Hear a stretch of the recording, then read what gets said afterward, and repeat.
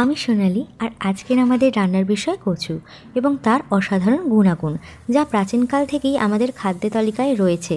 ভারতীয় দ্বীপপুঞ্জ এবং দক্ষিণ পূর্ব এশিয়ার দেশগুলোতেই এর জন্ম। কচুতে রয়েছে vitamin A, B, C, iron, calcium যা আমাদের শরীরের জন্য অত্যন্ত উপকারী। কচুর শাক রোগ প্রতিরোধী ক্ষমতা বাড়ায়, হাড় শক্ত করতে সাহায্য করে এবং চুলের ভঙ্গুরতা কমায়।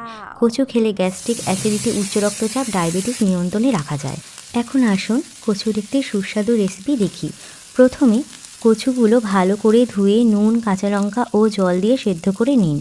এখন অন্য একটি কড়াইতে আলুর টুকরো করে ধুয়ে নিন এবং হলুদ দিয়ে ভেজে নিন।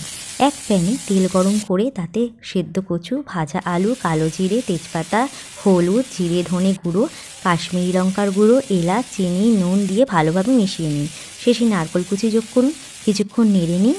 নুন ও মিষ্টি স্বাদ অনুযায়ী সামঞ্জস্য করুন এবং গরম ভাতের সাথে পরিবেশন করুন।